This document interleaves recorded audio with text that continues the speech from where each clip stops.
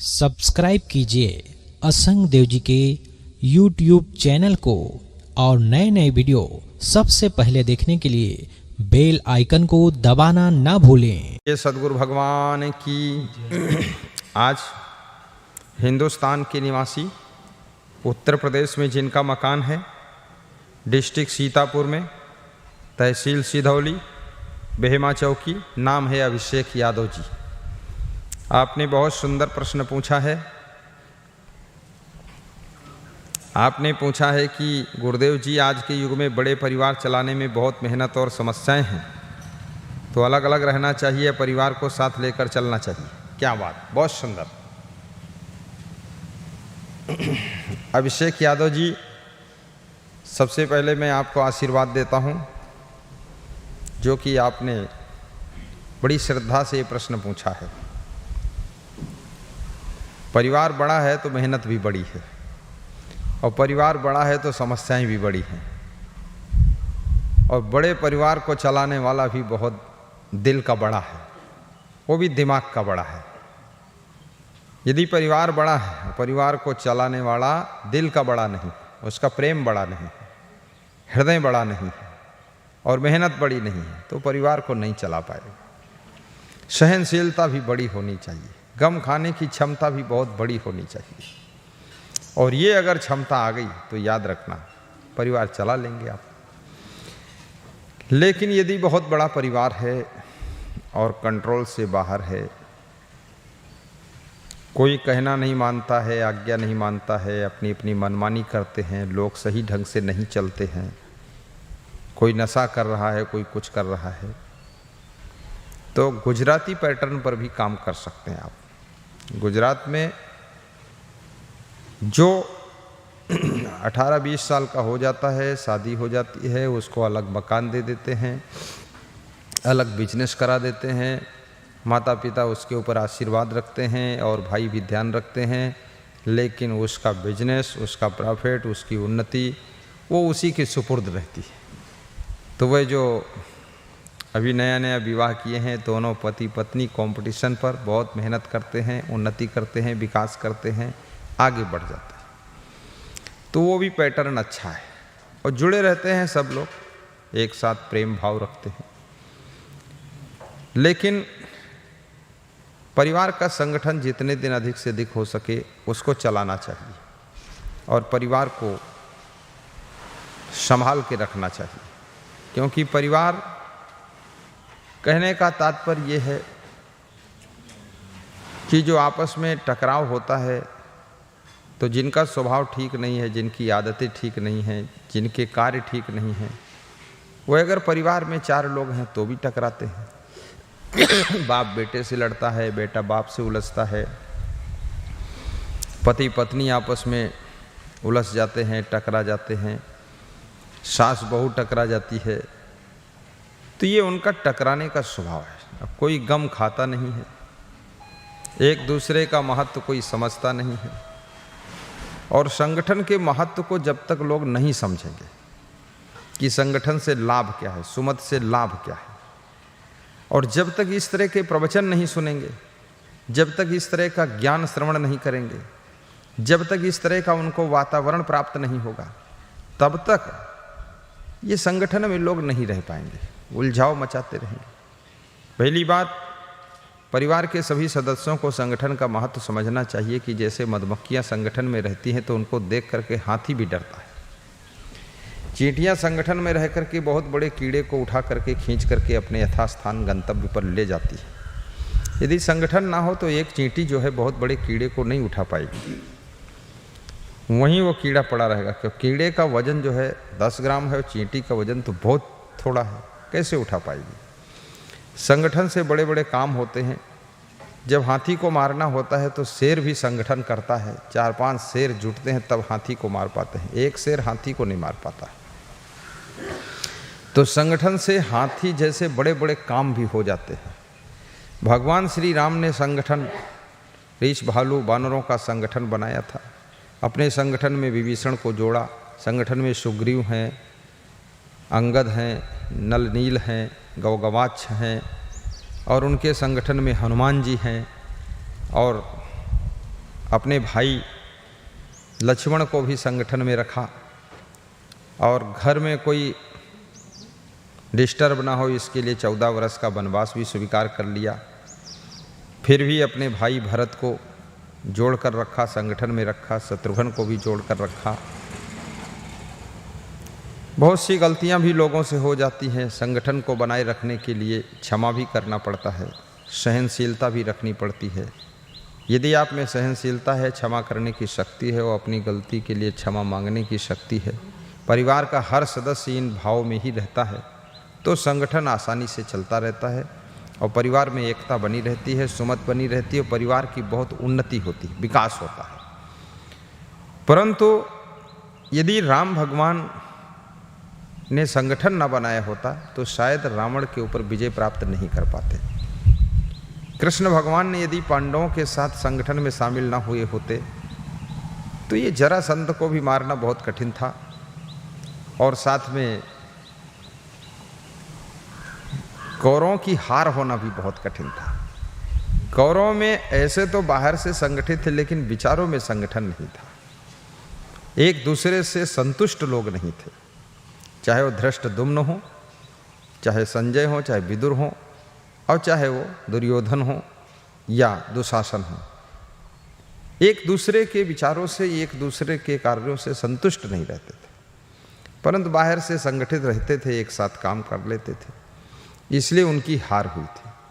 पांडव जो थे एक दूसरे के विचारों से भी संतुष्ट रहते थे और एक दूसरे के कार्यों से संतुष्ट रहते थे और युधिष्ठिर के डायरेक्शन में काम करते थे और अर्जुन की बात भी सब मानते थे। उचित बात यदि कोई भाई कहता है तो उस बात का सब लोग आदर करते थे।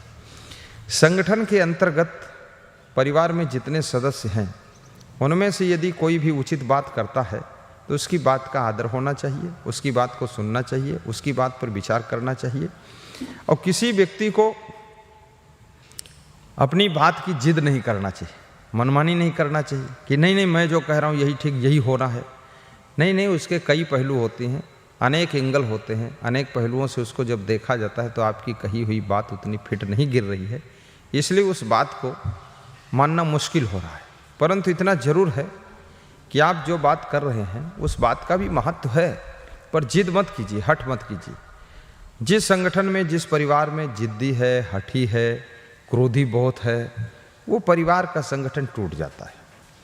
सरलता होनी चाहिए, नम्रता होनी चाहिए, एक दूसरे का अदब लिहाजा होना चाहिए और सबको लेकर चलने की कामना सबके अंदर होनी चाहिए। क्योंकि एक गाड़ी है, गाड़ी में कितना संगठन है, रबड़ का टायर भी संगठित है, सीटें हैं, शीशा है, खिड़की है, गेट है और इंजन है, इंजन के अंदर तमाम पुर्जे हैं, सब संगठित होकर के वो गाड़ी तैयार होती है और फिर वो गाड़ी रोड पर भागती है 100 किलोमीटर की रेस में। 8 लोगों को बिठाकर, 50 लोगों को बिठाकर बस चलती है और ट्रेन जो है उसमें तो हजारों लोग बैठकर यात्रा करते हैं। एरोप्लेन है, उसमें भी 100, 200, 1000, 500 लोग बैठकर उड़ते हैं। लेकिन कई तरह के पुर्जे, कई तरह के सिस्टम उसमें संगठित हैं और फिर एरोप्लेन की उड़ान में भी कितना बड़ा संगठन है, हवाई अड्डा है, कितने कर्मचारी लगे हुए हैं, कोई सफाई कर रहा है, कोई चेकिंग कर रहा है, कहीं पुलिस खड़ी हुई है, कहीं जांच चल रही है, कहीं टिकट मिल रहा है, कहीं तो बोर्डिंग पास बनाया जा रहा है, कहीं वजन तौला जा रहा है, कोई बैग बांध रहा है और फिर हवाई जहाज़ पर पहुंचो, वहाँ फिर चेकिंग, टिकट चेकिंग, फिर अंदर पहुंचो, फिर चेकिंग और फिर जब बैठो वहाँ तो सब साफ सुथरा मिलता, फिर कोई पानी पिला रहा है। तो बिना संगठन के कोई बड़ा काम आप नहीं कर सकते हैं, इसलिए संगठन की बहुत बड़ी आवश्यकता है। हाँ, यदि आपके परिवार में, आपके घर में बहुत कलेश होता है, लोग समझदार नहीं हैं, विवेकवान नहीं हैं, तो आप फिर सबका बंटवारा करना पड़ेगा, क्योंकि ज़्यादा लड़ाई हो रही है रोज़ रोज़ घर में और कोई समझता नहीं है, कोई गम खाना नहीं चाहता है और लोग काम नहीं करना चाहते हैं। कोई आलसी बना लेटा हुआ है, कोई ससुराल में घूम रहा है, कोई मामा के यहाँ घूम रहा है, कोई खोजड़ी बाजार जा रहा, इधर उधर खड़ा है, टाइम पास कर रहा है, कोई फिजूल खर्ची कर रहा है, कोई कमाना नहीं चाहता है। तो ऐसी स्थिति में परिवार में गरीबी आ जाएगी और वो गरीबी, वो कंगाली सबको दुखद हो जाएगी। तो उसमें फिर बंटवारा करिए जो लोग ज़्यादा उत्पात खुराफात मचा रखे हैं, मनमानी करते हैं, उनको अलग करते जाइए। पहली बात तो सब हिस्सा को कायदे से समझ लीजिए, कितनी प्रॉपर्टी है, कितनी ज़मीन है। और बंटवारा भी करिए तो ऐसे ढंग से करिए, क्योंकि बंटवारा के बाद भी कलेश झगड़ा ख़त्म नहीं होता अगर बंटवारा सही ढंग से नहीं हुआ। बंटवारा में सबको रास्ता मिलना चाहिए और सबको संतोषजनक जगह भी मिलना चाहिए और सभी को सही ढंग से प्रॉपर्टी में हिस्सा लगना चाहिए और विवेक करना चाहिए। और बंटवारा में भी थोड़ा संतोष भी रखना चाहिए। अब इतना एक एक फिट का और एक एक पैसे का तो नहीं संभव हो पाएगा, लेकिन समझना चाहिए। जिसे बड़ा भाई है उसकी उम्र 50 साल है, अब 50 साल उम्र है, वो 15 साल से उस घर में मेहनत शुरू किया है, उसको मेहनत करते करते 35-40 साल हो गए हैं। अब छोटा भाई है उसकी उम्र 20 साल है, सबसे छोटा जो है, अब इसने अभी मेहनत शुरू भी नहीं किया है। अब बड़े भाई की 35-40 साल की मेहनत की जो कमाई है, उन्नति है, जब बंटवारा होगा ये छोटे भाई का हिस्सा भी उतनी लग जाएगा। लेकिन छोटा भाई जब अलग होगा तो इसके पास कमाने के लिए भी वक्त बना है, बहुत बचा है वक्त। इसके पास में 40-50 साल कमाई करने के लिए बचे हैं। अब बड़े भाई के पास में समय भी कम बचा है, 10-15 साल बेचारा और कमा पाएगा। शरीर भी कमज़ोर हो गया, वृद्धावस्था आ रही है, उसका समय जवानी तो निकल गई सबके साझे में, सबके संगठन में। तो इस बंटवारा में ये भी विचार करना चाहिए।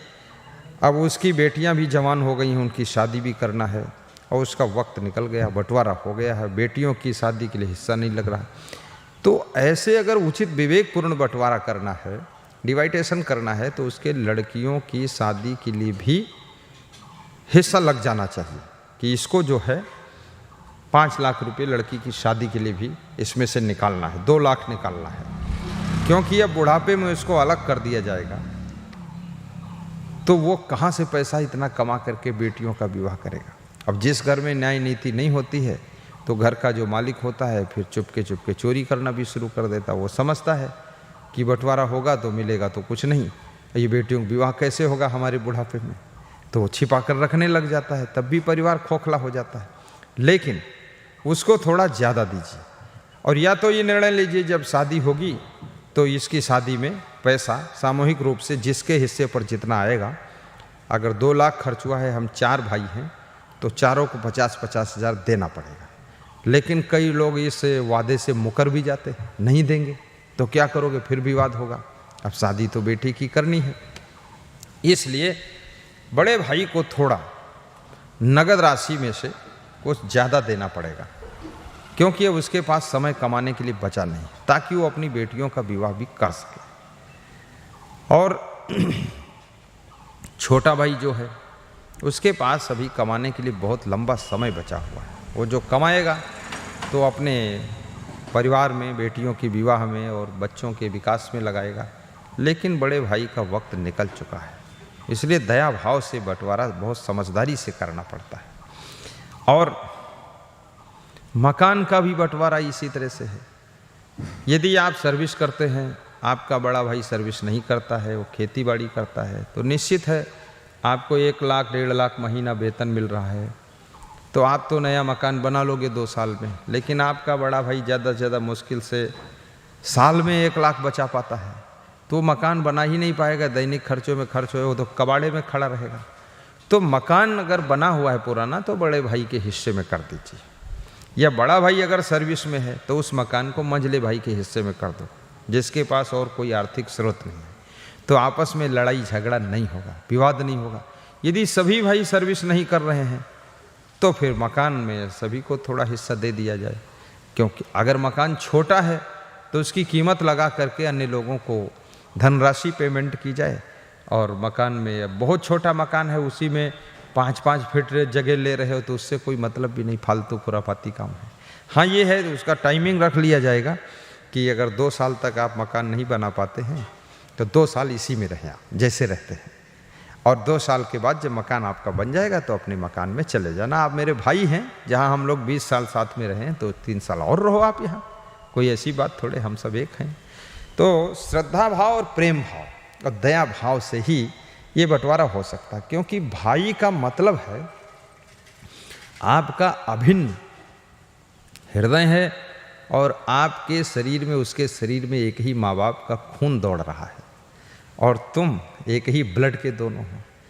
अब इसमें ध्यान रखना पड़ेगा आपको, करुणा भाव से बंटवारा कीजिए।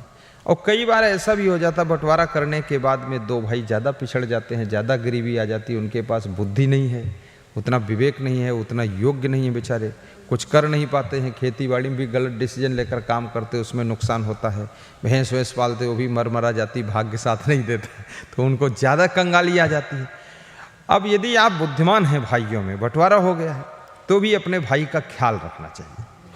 उसको पैसे मत दीजिए, आप पैसे नहीं देना चाहिए। पैसे दोगे, अगर उसकी आदत ठीक नहीं है तो दारू पी डालेगा। उसका घर बनवाने में मदद कर दो, उसकी बेटी की विवाह में मदद कर दो, बस ये दो काम। वो बीमार हो जाए तो उसका ट्रीटमेंट कराने में मदद कर दो। अब क्या करोगे, उसके पास बुद्धि नहीं है और विवेक नहीं है, इतना भाग्य भी उसका ठीक नहीं है, बेचारा गरीबी में फंस गया जाकर के। आखिर है तो आपका भाई ही, तो दया भाव से उसको फिर सपोर्ट कर लीजिए। हंसी न उड़ाइए, अरे तुम बर्बाद हो गए हो, देखो हम उन्नति कर गए हो, तुम्हारे कुछ नहीं, कौड़ी कंगाल मेरा भाई। नहीं, समाज के लोग, रिश्तेदार के लोग आपके भाई की कमजोरी से भी आपको भी हंसेंगे कि देखो इतना वेतन पाता है, इतना बुद्धिमान है, लेकिन भाई को कौड़ी नहीं देता है। समाज के लोग इसको बुरा मानते हैं, और बुरा माने न माने, एक दूसरे को मदद करना भी हमारा परम धर्म है। जैसे अब एक जॉइंट फैमिली है और घर अलग है, तो जिसकी फैमिली में 10 सदस्य हैं और जिसकी फैमिली 5 सदस्य हैं, किसी की फैमिली 15 है, तो अब 10 सदस्य वाले को कितना मिलना चाहिए?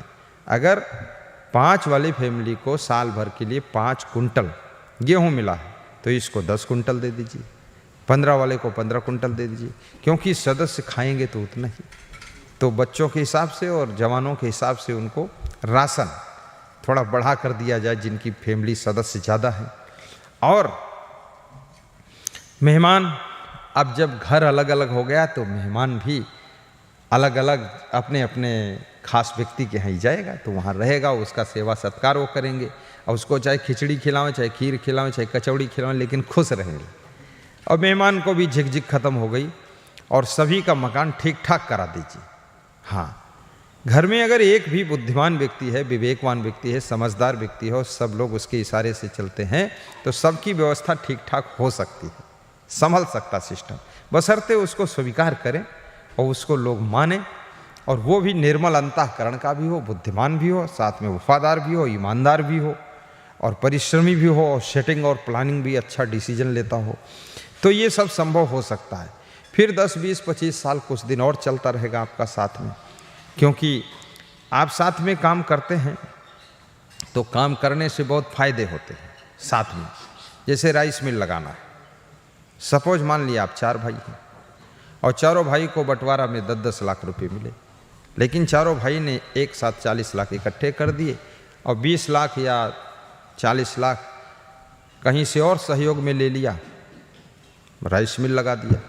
अब राइस मिल में बहुत बड़ा काम है, तो खेती बाड़ी भी देखना, जो भाई खेती बाड़ी की योग्य है वो खेती बाड़ी देखे, और खेती बाड़ी के साथ में दूध का व्यवसाय भी रखना चाहिए, वो अवश्य रखना चाहिए। हर आदमी को कम से कम इनकम सोर्स 2-3 रखना चाहिए, और खेती बाड़ी है तो उसमें सब्जी का भी व्यवसाय रखिए। अच्छी सब्जी 1-2 एकड़ में उगाइए, 1-2 बीघे में उगाइए, तार का जाल बना दीजिए, उस पर लौकी है, तुरई है, परवर है, ये फैला दीजिए। टमाटर है, उसको धागे से तार में बांधिए, नीचे गिरने ना पाए, सुतली से बांध दीजिए, फिर वहाँ पर बहुत ज़्यादा सब्जी आएगी। तो 1 एकड़ में, 2 एकड़ में करीब करीब आप 10 लाख की सब्जी बेच लेंगे, क्योंकि इनकम चाहिए, फैमिली का खर्चा भी है। और जब ज़्यादा गरीबी होती है, छोटे छोटे सामान के लिए भी झिकझिक होती है बहुत ज़्यादा, परिवार में कलह कलेश होता है, चप्पल खरीदना उसी में झगड़ा होता है, किसी का चप्पल खो गया तो बहुत झगड़ा होता है कि कल खरीदे थे फिर खो गया, अब नहीं ले पाएंगे, हम नहीं देंगे, तो विवाद ज़्यादा होता है। ऐसे 100, 200, 500, 1000 रुपये के काम फटाफट आपस में हो गए और छुट्टी मिल गई, सब खुश है, संतुष्ट है।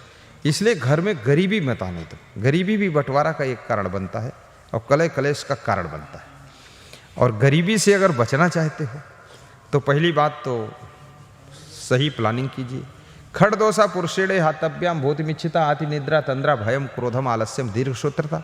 विदुर जी कहते हैं जो लोग गरीबी से बचना चाहते हैं, नंबर 1, अति नींद न ले, 10-10 घंटे मत सोएं, ऊँघे ना बैठ करके, नंबर 2, जहाँ बैठते वहाँ ऊँघ रहे, जो काम करने गए ट्रैक्टर पर ऊँघ रहे हैं, गाड़ी चला रहे हैं तो ऊँघ रहे हैं, एक्सीडेंट कर रहे हैं, खेत में गए मजदूरों के साथ काम करने के लिए, डायरेक्शन देने के लिए, वहाँ बैठे ऊँघ रहे हैं। तो ये सब गरीबी आने के ही चांसेस हैं। तो निद्रा तंद्रा भयम क्रोधम, और भयभीत स्वभाव नहीं होना चाहिए आपका, निर्भय भी रहिए तो आपकी गरीबी दूर होगी। और क्रोधम, क्रोध ना कीजिए, सहन शक्ति रखिए तो गरीबी दूर होगी। ज़्यादा गुस्सा करोगे लक्ष्मी रूठ जाएगी। आलस्य आलस्य बिल्कुल मत करो, बे पुरुषार्थ करने के लिए अलर्ट रहो, रात हो या दिन हो अपना काम फटाफट रेडी रखो तो गरीबी दूर भाग जाएगी। दीर्घ सूत्रता, जो 10 मिनट में होने वाला काम है उसमें 1 घंटे लगा देना तो गरीबी खूब रहेगी तुम्हारे यहाँ। 10 मिनट में होने वाले कार्य को 5 मिनट में निपटाइए, फटाफट टाइम बचाइए, उस टाइम में कोई नया कार्य करिए, नया कार्य करोगे तो नया रिजल्ट आ जाएगा और आपका डेवलप ज़्यादा हो जाएगा। तो खेती के साथ में सब्जी का भी बिजनेस जोड़िए, और खेती के साथ में थोड़ा सा दुग्ध, दुधारू भैंस है, दुधारू गाय है, उसका भी बिजनेस जोड़िए। और जो आपका भाई खेती बाड़ी देख रहा है वो भाई आपका लेबर और मजदूरों की सहायता से इस विभाग को भी देखे, और घर की महिलाएं जो है इस विभाग में मदद करें दुग्धशाला में, क्योंकि घर भी ऐसा बनाइए कि आपकी जितनी जगह है प्लाट है तो उसमें सड़क से कुछ जगह छोड़ करके तब घर बनाइए, और बाउंड्री खींच दीजिए, और किनारे एक ऐसा रास्ता दीजिए जो घर के पीछे तक चला जाए, और पीछे घास है, भूसा है, गोबर है, भैंस है, गाय है। तो महिलाएं जो है, काम करना कोई बुरा नहीं होता है। अभी हमारे पास में एक फ़ोन आया था राजस्थान से, श्रीमती सुनीता देवी, श्री गोविंद सिंह का। तो वे कह रहे थे कि काम करना गुरुजी कोई नहीं बुरा है, छोटा काम हो बड़ा काम हो, काम सब अच्छा है। बोले हम तो जयपुर में रह करके भी भैंस भी पाल रखे हैं, गाय भी पाल रखे हैं, डेली हमारा दूध 2-3 हज़ार का हो जाता है, उससे हमने मकान भी बना लिया है, बच्चों को अच्छे स्कूल में हम पढ़ा भी रहे हैं। अब खेती बाड़ी की व्यवस्था यहाँ नहीं है तो दूध से काम चला लेते हैं। अब वो महिला हो करके पूरा दुग्ध व्यवसाय संभाल लेती है, और ईमानदारी रखना जरूरी है। तो उधर पीछे जो है दुग्ध की व्यवस्था महिलाएं भी संभाल सकती हैं। अच्छा, कुछ महिलाओं की आदत होती है कि अलग से कुछ पैसे कमाना और अलग से रखना। तो जो महिलाएं ऐसा करना चाहती हैं, जब सबके घर अलग अलग हो गए तो अपना पीछे 2-4 भैंस पाले, और भैंस को खूब दाना भूसा खिलाएगी, गोबर उठाएगी, मेहनत करेगी, बिजी रहेगी, चिड़चिड़ नहीं करेगी। तो उसको करने भी दो, अगर थोड़ा और खींचना है इस संगठन को, क्योंकि अब कोई उपाय नहीं है। अब ऐसी महिला तुम्हारे घर में आ गई है तो एडजस्टमेंट करना पड़ेगा, थोड़ा कम खाना पड़ेगा, और फिर वो महिलाएं इस तरह से काम कर सकती हैं। ऐसे संगठन में ही करना चाहिए, अलग अलग सब सोर्स नहीं खोलना चाहिए लोगों को। और कुछ लोग घर में जो है बिजनेस का भी काम करें, राइस मिल लगा लीजिए, आइसक्रीम की फैक्ट्री लगा लीजिए जो गर्मियों में काम आएगी, और दूध है, छाछ है, घी है, ये भी बना करके बेच सकते हैं आप। इनकम सोर्स तो बढ़ाना ही पड़ेगा। और खेती में भी कुछ ऐसा अपना बोइए जिसमें ज़्यादा आमदनी होती है, ऐसी चीज़ों को बोइए। कबाड़ी चीज़ें मत लगाइए जिससे कमाई नहीं होती है, और जो चीज़ें बहुत जल्दी नष्ट हो जाती हैं उनको मत लगाइए। ऐसा लगाइए जो थोड़ा बहुत पानी को सह सकती हैं, थोड़ा सूखा को भी सह सकती हैं, थोड़ा सा आंधी तूफान को भी सह सकती हैं। ऐसे ढंग की खेती करो। अपने घर की मिट्टी को, खेत की मिट्टी को भी देख करके खेती करो कि इस मिट्टी किस बीज के लिए बनी हुई है, इसमें कौन सी फसल हो सकती है। और ये भी देख लो मार्केट में कौन सी चीज़ बिकती है, हमारे प्रदेश में किसकी डिमांड है, और कौन सी चीज़ हमारे देश के अंदर ज़्यादा डिमांड रहती है, जिसकी सप्लाई हो सके, रेट अच्छा मिल सके। ये सब हिसाब लगा करके आप अपना खेती बाड़ी का काम करें। दूसरा, गांव में भी किराना स्टोर की ज़रूरत रहती है, तो आप गांव में भी जगह खरीदिए कुछ सड़क के किनारे, वहाँ पर दुकानें 4-6-10 बना दीजिए। हर भाई के हिस्से में 2-2 दुकानें आ गई। अभी जब तक हम जॉइंट हैं तब तक अपनी एक साथ काम कर रहे हैं। सीमेंट की दुकान है, खाद की दुकान है, कृषि रक्षा इकाई की दुकान है, और कुछ किराना जनरल स्टोर की दुकान है। इस तरह की दुकान भी बड़े लेवल पर आप डालिए। मोरंग है, क्योंकि ये चीज़ों की सब देहातों में भी आवश्यकता रहती। खाद वाद तो देहात में बोई जाती, शहर में थोड़ी बोई जाती। शहर में खेती कहाँ होती। तो आपको यहीं पर अगर आप सही रेट में दे रहे हैं तो लोग फटाफट आपकी खाद खूब उठा ले जाएंगे, उसी से 10-20 लाख की अपनी कमाई हो जाएगी। और हर व्यक्ति चाहता है कि हम अच्छी गाड़ी में चलें, हर व्यक्ति चाहता है अच्छे मकान में रहें, सुविधा से रहें, फैसिलिटी से रहें, कंफर्टेबल रहें। हर व्यक्ति चाहता है कि हम अच्छे कपड़े पहनें, अच्छी घड़ी बांधें। लगभग ज़्यादातर लोग चाहते हैं मेरी बेटी के विवाह में खूब धूमधाम मचे, बेटे के विवाह में धूमधाम मचे, मेरे विवाह में धूमधाम मचे। तो धूमधाम तो पैसे से मचेगी, तो पैसा होना चाहिए। अब ये भी विवेक होना चाहिए, फिजूल खर्ची कोई ना करे। फिजूल खर्ची अगर आप करोगे, पानी की टंकी में 10,000 लीटर पानी भरा है, अगर फिजूल खर्ची करो तो एक दिन में टंकी खाली हो जाएगी। वो बहाओगे पानी इधर उधर। अगर सही ढंग से उपयोग करो तो एक बार टंकी भर दो, पूरे परिवार के लिए 1 महीने के लिए फुर्सत है, 1 महीने तक चलती रहेगी। तो फिजूल खर्ची किसी को नहीं करना चाहिए और बड़ी समझदारी से काम करना चाहिए, तो ही आपकी ज़िंदगी में ये घर परिवार में संगठन रह सकता है। और शिक्षा पर जोर देना चाहिए। जो आपके बच्चे हैं उनको अच्छे स्कूल में पढ़ाइए, ट्यूशन भी लगाइए, कोचिंग भी लगाइए और बच्चों को शिक्षा का महत्व समझाइए। जब ये मनुष्य किसी चीज़ के महत्व को समझ जाता है तो उस कार्य को मन लगाकर करने लगता है। जब तक उसकी इम्पोर्टेंट कोई नहीं समझता है तब तक उस कार्य को करता नहीं है। संगठन का महत्व भी सबको समझाइए। देखिए, मनुष्य एक ऐसी जाति है जो समझाने से ही ये चलती है और समझाने से ही सफलता मिलती है। आपस में लड़ाई झगड़ा करने से क्या नुकसान होता है? आपस में लड़ाई झगड़ा क्यों होती है? परस्पर का प्रेम क्यों नष्ट हो जाता है? और एक दूसरे के प्रति मनमुटाव क्यों हो जाता है? इन सब चीज़ों का एक ही कारण है, अज्ञानता के कारण मनुष्य गलत व्यवहार, गलत बर्ताव, गलत आचरण और गलत कर्म करता है, गलत वाणी बोलता है और जो उचित नहीं है, अनुचित है, जो मानवता के खिलाफ है, उस राह पर चलता है। इसलिए परस्पर का प्रेम टूट जाता है। हम जो चीज़ दूसरों से चाहते हैं अपने लिए, वही चीज़ दूसरों को हम प्रदान करें तो प्रेम बना रहेगा। हम ये चाहते हैं कि कोई भी घर में चीज़ है तो उसका जब वितरण हो तो हमको भी मिलना चाहिए, एक पेड़ा हम भी खाने को पा जाए। लेकिन जब हमारे जिम्मे वो चीज़ आती है तो हम दूसरों को नहीं देते हैं, अपने 2-4 लोगों को गांठ रखा है उनको दे देते हैं और जिनसे हम ज़्यादा लगाव रखते, मोह रखते, उनको दे देते हैं और बाकी लोगों को नहीं देते हैं, जिससे कि मनमुटाव पैदा हो जाता है। या जो नियम है उसका पालन नहीं करते हैं तो आपस में दूरियां पैदा होती, प्रेम टूट जाता है। आप सफाई शुद्धता नहीं रखोगे, बहुत लोगों से आपकी लड़ाई होगी। आप सामान का दुरुपयोग करोगे, कोई न कोई आपको कुछ कहेगा, डांटेगा, आपस में झगड़ा होगा। आप जो है ज़्यादा फिजूल खर्ची करोगे तो आपके घर में गरीबी आएगी, व्यवस्था बिगड़ेगी, आपस में लड़ाई शुरू होगी। आप जो है दारू पी कर आओगे, मांस मछली खाओगे, राक्षसी भोजन करोगे, व्यभिचार करोगे, आपके घर में खूब लड़ाई झगड़ा होगा। आप देर तक सोओगे, उठोगे नहीं। अब ट्रेन छूटने वाली तब भी नहीं उठ रहे हो, लोग उठा रहे तो भी नहीं उठ रहे हो, खूब 8-9 बजे तक सो रहे हो, इधर 10, 11, 12 बजे रात तक खाम खा कर गप्पा मार रहे हो और बातें कर रहे फालतू। और कभी कभी कितने लोग तो ऐसे ही इधर भी 8 बजे सो जाएंगे, उधर 9 बजे तक सोते रहेंगे, 13 घंटा मार देंगे। बोले घड़ी का कांटा जब तक उस पार न निकल जाए, इसकी ऐसी तैसी घड़ी की क्या कर लेगी मेरा। अब ऐसे लोगों के साथ तालमेल बिगड़ता है। अब तुम पड़े सो रहे हो, दूसरे लोग झाड़ू लगा रहे हैं, कोई बर्तन मांज रहा है, कोई सब्जी काट रहा है और कोई जो है गाय भैंस को चारा दे रहा है, कोई खेत में जा कर के सब्जी तोड़ कर ला रहा है, कोई चारा काट कर खेत से ला रहा है और कोई जो है मार्केट से जाकर सामान ला रहा है। चीनी कम है, तुम सो रहे हो। तुम क्यों सो रहे हो?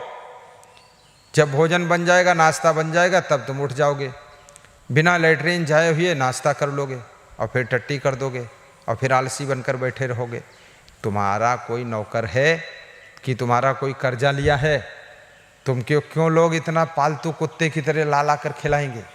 भौंकते हो, भौंकते भी नहीं हो, ऐसे चुप्पे बैठे रहते हो, धूर्धानी बने।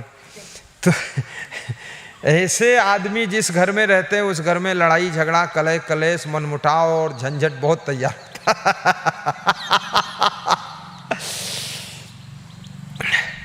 आजकल ज़्यादातर घरों में माता पिता और संतान के बीच में यही झगड़ा है। सबकी संतानें जो है दिन में भी सोती हैं, रात में भी सोती हैं, सोने का बड़ा विवाद है। आज हमारे पास में एक परिवार आया था, कुछ दूध लाए थे और केला फल लाए थे, खीरा लाए थे और दक्षिणा भी दिए और 51 किलो गेहूं था और 2500 रुपये कुंभ मेला हरिद्वार के लिए दान किया था। तो जो लड़का आया था उसकी माँ से मैंने कहा कि माता जी इसको जगाते रहना। बोले गुरुदेव आप कैसे जान गए, ये तो बहुत सोता है, यही समस्या सबसे बड़ी है। तो हमने कहा जगाते रहो, बच्चा आपका है। बोले 28 साल उम्र हो गई है, अभी इसको मैं जगाऊंगी, इसके खुद ही बच्चे हैं। तो ये ना खुद जागता है, ना ये बच्चों को जगाता है, ना बच्चे इसको जगाते। हम बीच में फंसे, हम इनको भी जगाते, इसके बच्चों को भी जगाते, इसकी पत्नी भी उसी मॉडल की है और सब कंपटीशन पर सोते हैं, सब बर्बाद हुआ जा रहा है। अब इतना नींद क्यों आ रही है? नींद है, भूख है, आराम है। आप जितनी आदत बिगाड़ो, रात दिन सोते रहोगे, रात दिन सोते रहो, पड़े रहो, आंखें मत खोलो। मैं उत्तर प्रदेश में कहीं पर गया था तो एक आदमी दर्शन के लिए आया, आंखें मूंदे मूंदे आया और ऐसे आंखें खोल के दर्शन किया, फिर भागा अंदर कमरे में। तो हमने कहा क्यों भागा, क्या हुआ, इसको बुलाओ। तो बोले इसकी आंखें धूप में खुलती ही नहीं। तो हमने कहा क्यों नहीं खुलती? बोला 10 साल से धूप में निकला ही नहीं हूं मैं, इसलिए जब बाहर निकलता हूं तो ऐसा लगता है आंखों पर बहुत चोट लग रही धूप की रोशनी की, तो अंधेरे में ही रहता हूं। अब ये शरीर से अगर काम नहीं लोगे, शरीर में धूप नहीं लगने दोगे, हवा नहीं लगने दोगे, हवा से भी चोट लगेगी आपके शरीर में। हवा से कोमल और कुछ नहीं है। फिर कोरोना लॉकडाउन में तुम्हें जब पुलिस डंडा मारेगी उस चोट को कैसे सहोगे, जब हवा से चोट लगे तुम्हारे शरीर में। तो कम से कम शरीर को इतना मजबूत करिए, थोड़ा डंडे खाने की भी शक्ति रखिए। साहिब, अब इस तरह से मनुष्य को विचार करना चाहिए और कलह कलेश घर का खत्म हो जाएगा। यदि आप अपने आप को संभालना सीख जाओगे और प्रेम करना सीख जाओगे और अपनी कमियों को दूर कर लोगे तो आपके घर में शांति आ जाएगी, आपस में प्रेम भी बढ़ेगा और तुम्हें घर में भी सुख मिलेगा और घर में स्वर्ग जैसा आनंद मिलेगा। लोग कभी कभी जाते हैं पिकनिक मनाने, जंगल में कहीं बैठते हैं पत्थर की चट्टान पर, कहते हैं अरे बड़ा आनंद आया, स्वर्ग जैसा सुख है। तो फिर 1 घंटे बाद वापस घर में आते, फिर नरक में गिर गया कर। अब स्वर्ग जैसा सुख था तो वहां से आए क्यों, वहीं रहते ना। अब स्वर्ग जैसा सुख क्यों था? क्योंकि वहाँ सोने का भी इंतजाम नहीं है, लेटरिन जाने का इंतजाम भी नहीं है, वहाँ कुछ और घर से बनाकर खाना ले गए, वहाँ बैठकर खाए हैं, बस बताते स्वर्ग जैसा सुख है। क्योंकि खाना तो सब जानते, बनाना कोई जानता है कि नहीं, और बनाना कोई चाहता नहीं है, और कमाना कोई नहीं चाहता, खर्च करना सब जानता है और सब चाहते हम खर्च खूब करें। जब हम कहीं जाएं पिताजी हमको 1000 रुपये दे दें, जब हम मार्केट जाएं तो हमारा पति हमको 10,000 दे दे, खूब बनारस वाली साड़ी लहंगा लटका के लाऊं। तो ये